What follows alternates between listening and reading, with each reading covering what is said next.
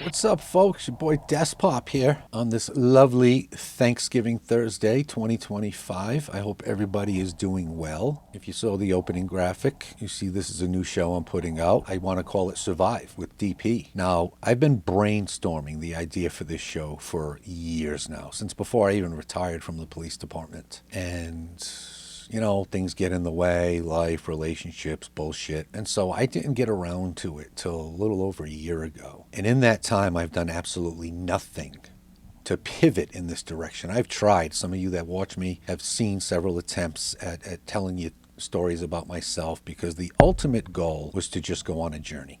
And I wanted to come out of the gate hards with this. I've been trying to come up with this show for a year, and every time I come up with the dialogue, I end up talking about my son, and I start crying, and I can't get through an episode. And then for anybody that's ever been diagnosed with this PTSD demon, I mean, you know how hard focus is. So then I lose focus halfway through a show. I know the attention span is 5 minutes and under for most viewers, and I'm into 36 minutes bawling my eyes out, and I can never just get the fucking thing right. And then I woke up this morning and it hit me that this was the perfect opportunity to really delve into this without getting too emotional, trying to stay on focus. And for the longest time, I wanted the title of this first episode to be called PTSD is a Scam. I wanted to get people's attention, but what I really meant by that is as it's defined, as it's diagnosed, and as it's treated. I'm speaking totally of the medical profession and big pharma. Now, it's one thing it took me a long time to fucking learn, and COVID really helped cement this for me, is really see the inner workings of the healthcare machine and how awful it is. And to learn that after years of fucking dealing with this, and this label of PTSD, as if we're all the fucking same, right? And I just can't accept that. I can never accept that. So I just wanted to build some sort of platform where those of us that have made it. I'm going on 19 years since that demon was awoken in my fucking head, and I'm done with doctors. I'm done with the bullshit. I want to know how you made it. I'll tell you how I made it, because we're all different. We need as many people as possible to tell us how they survived. What did you do? Your daily mental gymnastics. What hoops did you jump through that worked for you? I'll tell you some of the things that worked for me, which brings us to today. Part of the thing I felt, and I know I'm not alone in this, is that title of burden. We know we're different. We know there's something wrong with us, and we feel like we're a burden on others. It's what drives us to make that ultimate decision, like I almost did a year ago with an M&P shield pressed against my temple by my own hand. I still can't come to terms with how I came out of that, because the decision was made. I was happy, I was content, and I was willing to trade an eternity of silence for that mental hell I was in. Why? Because I was a burden. I was a burden on those that loved me. I was a burden on those that I loved. They were better off without me. You get convinced of that because we hate being a burden. We hate going to Thanksgiving dinner, knowing these people we grew up with, these people we loved, and we know what they do, what they say, how they drink, how they act, and we know when everything changes. We know when we enter that household, things are different. We can hear the laughing as we're coming up the driveway, and then we get in there, there's no more joking, there's no more anything, and everybody's walking on eggshells. They're not patronizing us. They are doing this out of pure love. Their motives are pure, but they also have this idea of us like we're fucking lunatics, like we're psychos, like we have all these fucking triggers, and they go into that eggshell mode.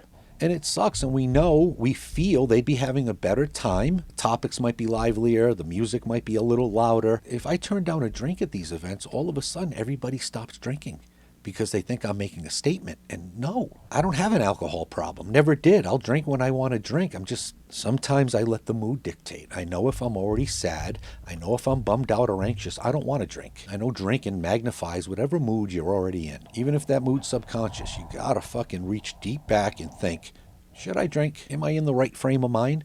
But then everybody starts changing. And at some point, we start blowing off these events, right? We get so excited. We get so pumped. Raise your hand if you've been so pumped for one of these things, whether it be a Thanksgiving dinner, Christmas dinner, New Year's Eve party, wedding, and you turn down the street and you drive right by the fucking house because at the last second you just psych yourself out. And then people stop inviting you again, not out of spite or ill will. They know that, well, every year we ask him, he seems kind of awkward about it. Maybe it's better to not at. They're still walking on eggshells to deal with your demon.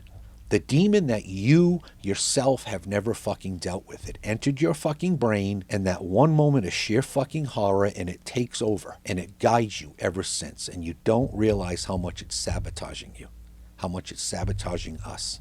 And until you fucking turn in and face that damn demon and realize it's not a demon at all, it is your protector, okay? It's your subconscious.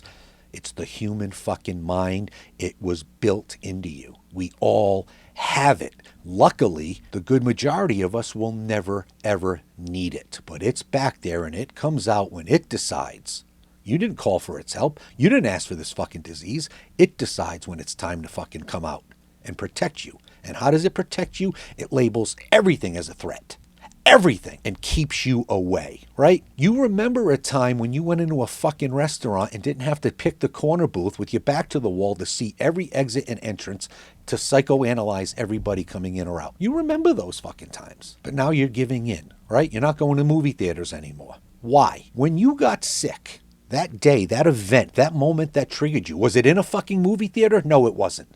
I go to every Patriots game for 17 fucking years, and then I can't enter Gillette Stadium because I can't deal with the crowds, the people, that aggressive fucking attitude hyped up on so much fucking beer. Yes, even though they're walking, it should be fucking illegal to be that drunk. And I can't be in that crowd anymore. Why? Because I gave into this fucking asshole. Well, I don't anymore. And I'll get into that in other shows because this one's already gone too long. I just want you to know it's the easiest step you'll take in this fight. The easiest step you'll take is the fucking step you have feared the most.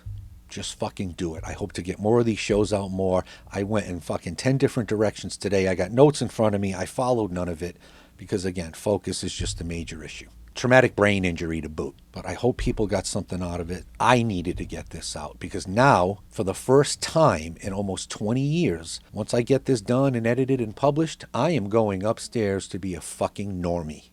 And I can't fucking wait. Love you guys, okay? Happy Thanksgiving. Get him, Jay. I'm not a cop. You got DP'd.